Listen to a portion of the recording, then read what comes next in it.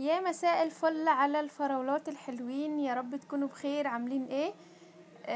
ازيكم؟ وحشتوني جدا من اخر فيديو نزلته. ان شاء الله النهارده اليوم بتاعنا مختلف وفيديو جديد، يوم فلاحي كده اصلي زي ما الكتاب بيقول. ان شاء الله هنعمل مع بعض اكل حلو النهارده. اولا كده صلوا بينا على النبي في الكومنتات عشان كل اللي يقرأ الكومنت بتاعك تاخدي حسنات. ثانيا اخبطي لك لايك كده على السريع قبل ما تنسي. ثالثا وده الاهم، لو اول مره تشوفي قناتي شرفيني باشتراكك عشان يوصلك مني كل جديد. اول حاجه وريتكم اللهم صل على سيدنا محمد. البسله الناشفه نقعها لمده ساعتين، وبعدها في حله في ميه وملح سلقتها. ابتدت ان انا ولعت عليها عشان تتسلق. ثانيا الحلة على النار فيها فرخة. انا النهاردة الخميس زي ما انتوا عارفين الاكل عندنا بنعمل يوم الخميس. جبت فرخة سمانة. الفرخة كانت يعني لا اكتر من 2.5، من كيلو ونص، واقل من 2، اقل من 2، من 2 كيلو يعني حوالي 2 الا ربع، 2 ازود من الربع شوية. يعني الفرخة عملت 160 جنيه. الكيلو كان على 90. تمام. طبعا غسلت الفرخة وظبطتها قبل ما ابتدي معاكم الفيديو، وقطعتها زي ما انتوا شايفين. نزلت على بحلة كده ما فيهاش اي حاجة خالص، وحطيت فيها الفراخ اول حاجة، والحلة ناشفة خالص، ما حطيتش اي مادة دهنية لحد لما تاخد اللسعة اللي بتاخدها دي. انا فضلت سايباها حوالي 5 دقايق من غير اي حاجة خالص. حطيت عود قرفة، واحدة من اللي هي اللومي، الليمون الناشف دوت، ورقتين لوري مستكة وحبهان. فزي ما انتوا شايفين كده ابتديت ان انا نزلت عليها ببصلة وطماطمايه وقرن فلفل واي توابل انت حباها. التوابل انا حطيت فلفل اسمر وتوابل فراخ، ونزلت عليها كده بشوية مية زي ما انتوا شايفين. انتي ممكن لو مش حابه ان انتي تحط لها فلفل، بس انا بحب قرن الفلفل دايما يكون في الفراخ، بيديله نكهه حلوه قوي. ببتدي ان انا ازود الميه عشان انا عايزه شويه شوربه حلوين كده، عشان ان شاء الله عاوزه شوربه عشان اعمل عليها ملوخيه خضراء في يوم تاني. يعني الشوربه اللي هتفيض احط الفريزر. ابتديت ان انا اغطي عليها واوطي عليها النار لما تستوي براحتها خالص. حله تانية على النار هنبدا ان احنا نعمل التسبيكه بتاعه الطبيخ. احنا قلنا يوم فلاحي اصيل، فبقى كده ايه يعني على الطبيعة كده. الحلة زي ما انتوا شايفين فاضية مفيهاش اي حاجة. هنزل فيها معلقة من السمنة، واكون انا حاليا كنت بقشر بصلة علشان انا هقلي تقلية للتخديعة زي ما بيقولوا. تمام. انا عامة بحب البصلة لأي حاجة يكون فيها طماطم او تخديعة، بالذات محشي بقى. البصلة تكون ايه كده وتكون حلوة. زي ما انتوا شايفين معلقة سمنة نزلت بيها يا دوبك هتسيح معايا بصلة حلوة. ابدأ ان انا اقطع ما اقدر. حابين تستخدموا السمنة او الزيت كويس، اي مادة دهنية مش شرط سمنة، دحوها كويس جدا وتنزلوا بالطماطم على طول. تمام. زي ما انا عملت كده ممكن تستبدلوا البصل بالثوم، بس انا ما بحبش الثوم في البسلة يعني. ابتديت ان انا كده البصلة نزلت، هبدأ اقلبها. فضلت معايا نزلت بيها، هبدأ بقى ان انا اضيف على البصلة وهي بتتحمر معلقة من البابريكا وشوية بهارات. البابريكا دي بتعزز اللون معايا، بتخلي الطماطم في الخلاط مع فلفل حامي احمر. حابة حاجة عندك. انا بس بستخدم الفلفل علشان يديني لون. زي ما حطيت التوابل بتاعة وشوية فلفل اسود زي ما انتوا شايفين كده. انا بحب احطي مع البصلة وهي بتتقلى كده بتديها ريحة. حطيت كمان ورق طماطم بعد ما صفيتها كويس. انا كنت بيها من قبل ما احط في الطبيخ، بحب ان انا اصفي الطماطم. لو محشي او كشري او كده ما بصفيش الطماطم لانها ما بتكونش باينه يعني، انما كطبيخ لازم. زي ما انتوا شايفين الفراخ ما شاء الله كانت على وشك ان انا اطفي عليها، يا دوب دقيقه كمان وطفيت عليها. عملت الرز وراها على طول. حد هنا من الفيديو صلوا على النبي في الكومنت. حطوا لايك للفيديو لو اول مره تشرفوني وتشوفوا. اتمنى تشرفوني وتشتركوا على زر الجرس اللي باللون الاحمر اللي تحت في القناه، علشان كل فيديو جديد توصلك زغروطه حلوه كده من قناتي بالاشعار. انا مغطيه الحله دي بغطاء ألمونيوم، لان الغطاء نفسه بيعكس الصوره بتاعتي اثناء التصوير، فانا بغطيها بغطا تاني.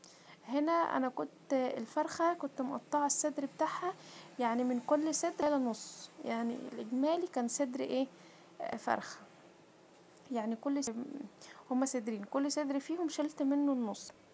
تمام. دوت اعمله في البسله. انا دايما بحب القطع الفراخ تكون في الطبيخ، ويا سلام بقى لو كانت في ملوخيه خضراء بتبقى تحفه. اي حاجه كده، مثلا طبيخ، ملوخيه خضراء، ملوخيه ناشفه، اي حاجه زي كده تتاكل مع الرز دمعه، جربي ان انت تحطي معاها الفراخ كده بتبقى تحفه. جربوها.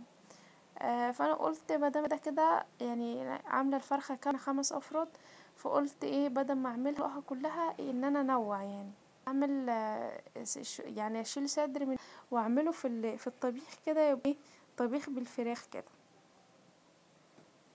انا كنت بقطع تقطيع عاديه خالص، حابه تقطعيها تمام، يعني حابه تصغري اكتر من كده، حابه تكبري، حاجه ترجعلك. حابه تستغني عن الفراولس برضو، حاجه ترجعلك، مش هتقول لا يعني. عايزه اقول لكم البسله جميله، يعني هي مش زي يعني الجديده او الصلاه، اكيد يعني عمرها ما تكون، بس كان طعمها تحفه، بان هي بسله وناشفه من البقوليات، كانت طعمها جميل. هي كانت اتسلقت، بس كان فيها فاضل لها حوالي 5 دقايق كده، يعني مش بتسلقوها اللي هو السوا الكامل كامل، انت خلاص 3/4 سوا كده، كمل بقى الربع اللي فاضل عشان تاخد بقى الطعم التسبيكه بقى والفطنها، وتبقى حلو. ازود بقى شويه كده زي ما انتوا شايفين معايا، شويه بسله كانوا سكر. هبدأ بقى خلاص انا غطت عليه وشلت الفراخ على البوتاجاز، هبدأ ان انا اعمل الرز. الفراخ لما اعمل الرز واولع عليه علشان خاطر اول ما الرز احمر وراه على طول. حطيت المصفى، قلت انا هسيبه، يعني انا خفت ان انا اسيب الفراخ في الشوربه قبل ما اعمل الرز. ببص عليها لقيتها خلاص هي استوت، قلت فضلت كمان دقيقه لحد لما احمر الشعريه والرز، كانت اتهرت، ما كنت احمرها. قلت لا خلاص هطلعها قبل ما اعمل الرز واصفي الشوربه اللي فيها كويس، عشان لما اجي احمر تشي وتبهدل لي الدنيا. طلعتها في مصفى كده تصفي كل اللي فيها، بقى حل على النار. كنت غسلت الرز وغسلته، ونزلت بالحله كده على النار، وهنزل فيها بشويه زيت رميم. انا بحب زيت يعني يكون كتير، في خلي الرز مفلفل كده وجميل، ما يكونش معجن معايا، وبيديه طعم مميز كده. فانا عامه بقيت يعني يكون كتير بالنسبه يعني لناس معينه، الحبه اللي انا حطهم دول كتير. بالنسبه لناس تانية برضو احب، مش كله زي بعض، في اللي بيكتر وفي اللي بيقلل. مرت الشعريه ما خدتش معايا وقت خالص، زي ما انتوا شايفين طول الرز كان متنقي ومغسول. حاجه تقلبي الرز فيش قوي، ولو لسه مبتدئه في عمله لازم تقلبي الرز، عاملاه بشعريه حبه وحبه ابيض كويس جدا في الزيت بالرز المتحمر، يتقلب، تفضلي دقيقه كده من فوق لتحت والنار شغاله كله كده يشقله، علشان خاطر ما يعجنش معانا. في الاخر تلاقي الحبايه مش لازقه في بعض كله، وطعمه حلو. طبعا انت قبل ما بتحط ميه بتضيفي الملح بتاعك. ميه لو هتعمليه بشوربه بتستربه بيكون فيها ملح، حابه تعمليه بشوربه ماجي تحطي الميه وعليها المكعبات على حسب برضو تفضلي الرز يعني نسبه فيه قد ايه. انا برضو اديته كمان تقليبه، وهنزل عليه بيت الملح، وابدا ان انا اقلب تاني قبل ما اضيف الميه. الخطوه دي مهمه جدا في الرز، وانت بتغسلي الرز تصفيه جدا من الميه، علشان لما تبقى في الطبق من تحت بتخليه يعجن.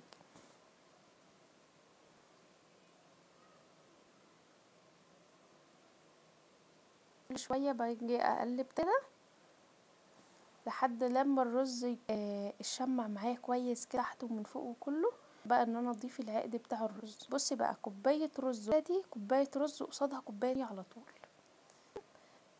مش عايزه يعني تعملي بالمكياج بنظرك كده او صابع ايدك عقله صباع رز بالظبط، يعني الميه فوق الرز صباع، المسافه بالميه عقله صباع واحده.